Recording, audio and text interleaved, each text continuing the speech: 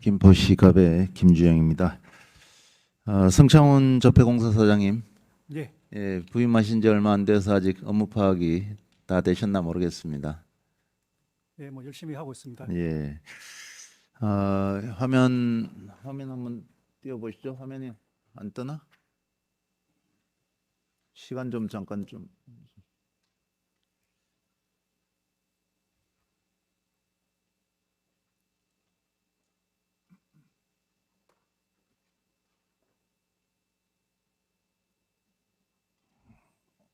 화면 한번 보시죠. 지난 10월 20일 SBS 비저의 동의 없는 포렌식 뒤늦게 수습 적폐공사 강압 논란, 아마 여건 보고 받으셨죠? 예, 보고받았습니다. 예.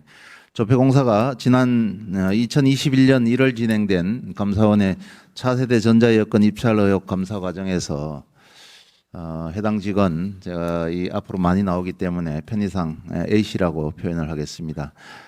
이 A씨 동의 없이 업무용 PC를 감사원에 제출하는 등 불법적 디지털 포렌식이 진행되었다는 그런 내용이었습니다. 공사가 감사원에 PC를 제출하고 포렌식이 이루어진 날짜가 2021년 1월 19일입니다. 이날 업무용 PC가 감사원에 제출된 과정을 혹시 보고받으셨습니까? 예, 보고받았습니다. 예, 그럼 아시겠네요. 근데 여기 감사부장님 나와 계시죠? 그때 감사팀장 하셨으니까. 앞으로 잠깐 좀 나오시죠.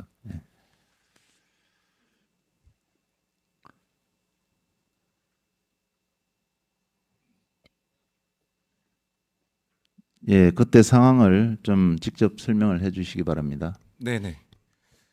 예, 의원님 설명드리겠습니다. 짧게 해 주세요. 예.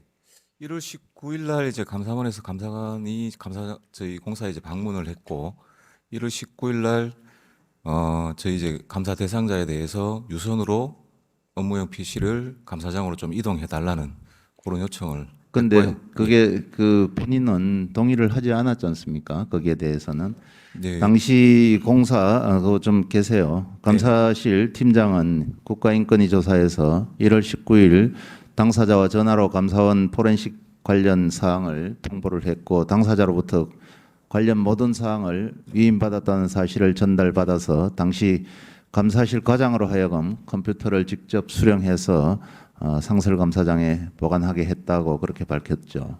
네, 그렇습니다. 그런데 당시 교통사고로 병원 진료 중이던 이 A씨는 1월 19일 당시 감사팀장과의 통화에서 포렌식 관련 내용을 듣고 다음 날 출근해서 정리하고 제출하겠다는 그런 뜻을 밝혔을 뿐 동의나 그와 관련한 사항을 위임한 바가 없다고 했습니다. 그 당시에 감사팀장을 하셨죠, 우리 부장님? 네, 그렇습니다. 모든 사항을 위임받았다고 하는데 맞습니까? 네, 위임받았습니다. 유선 통화를 통해서 동의를 받았습니다. 그런데 본인이 직접 A씨와 통화를 했는데 도대체 누구한테 그 위임을 받았다는 겁니까? 그런 위임 받았다는 사실을 전달받았다고 했는데 그걸 말씀하시는 건가요? 예, 제가 직접 통화를 했기 때문에 잘 기억을 하고 있습니다. 그런데 이 PC 포렌식 관련해서 감사실이 위임 받았다는 그런 그 객관적인 자료가 있습니까? 실제로 포렌식은 19일 날 이루어지지 않았고요. 1월 20일 날 포렌식이 이루어진 사실이 있습니다. 1월 20일은 담당 감사 대상자가 회사에 출근을 해서 감사장에 감사관과 같이 동의서를 그런데 작성한 그런 사실이 부분들에 있습니다. 대해서 그런 그 본위원실에서 자료를 요청을 했는데도 불구하고 제출을 하지 않았습니다. 그 PPT 한번 보시죠. 들어가시세요. 감사원 규정과 공사의 규정 및 지침에 따르면은 정보 저장 매체 복제본 생성 획득 동의서를 받아야 된다고 그렇게 되어 있습니다. 그런데 그 어떤 절차와 동의도 없이 불법적으로 포렌식이 진행이 됐습니다. 지금 감사부장께서는 그렇게 동의를 받았다고 하는데 거기에 관련된 자료는 어떤 것도 제출하지 못하고 있습니다.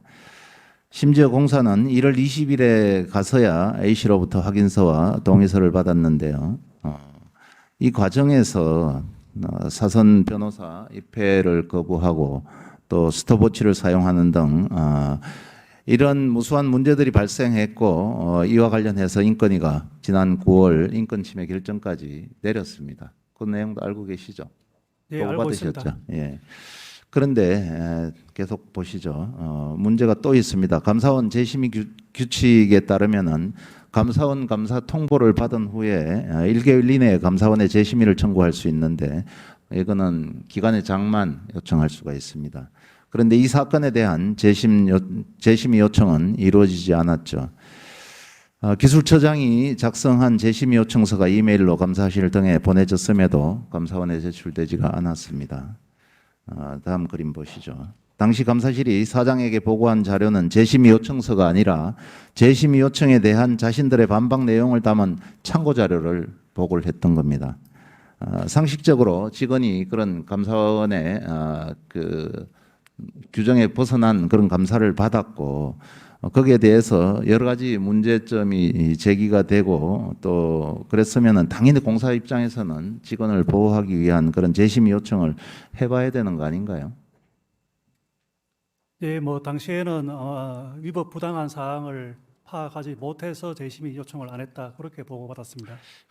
그런데 이게 그 경찰 조사에서도 감사실은 비공개 감사원 자료를 근거로 재심의 요청 시 수용이 어렵다는 그런 의견을 내놨다고 합니다. 그리고 재심의 요청 자료는 감사원에 제출되지도 않았습니다.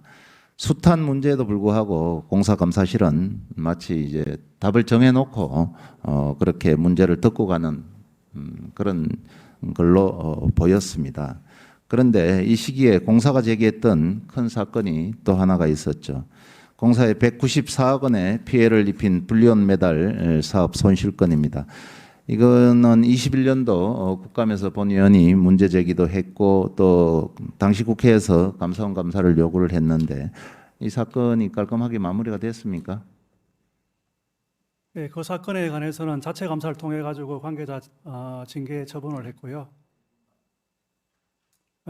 그리고 감사원에서 또 감사 나와 가지고 뭐 감사한 걸로 알고 있습니다. 이게 자체 감사로 그렇게 끝냈죠. 예, 자체 감사와 감사원 예, 감사가 있었습니다. 그리고 솜방망이 처벌에 거쳤는데 이게 전체 채무액 194억 중 27억밖에 회수를 못했습니다. 이거 회수 지금 계속 하고 있습니까? 예, 계속 하고 있습니다. 올해는 그럼 얼마나 회수를 했습니까? 지금 이제 분기별로 해서 1억 2,500만 원씩 계속 들어오고 있고요. 그리고 재고 자산 그러면은 이거 뭐 얼마나 걸려야 회수가 가능합니까? 지금 25년까지 50억 회수가 지금 약정으로 되어 있는 걸로 알고 있습니다. 자, 그 194억이라는 돈이 작은 돈이 아닙니다. 그런데 차세대 전자여건 입찰 의혹과 관련해서 결국 그 A 씨는 불입건됐고 현재 공사를 상대로 징계 무효 확인 소송과 감사원 상대에 대한 인권 침해에 대한 손배를 지금 청구 중입니다. 감사 과정에서 위법한 사항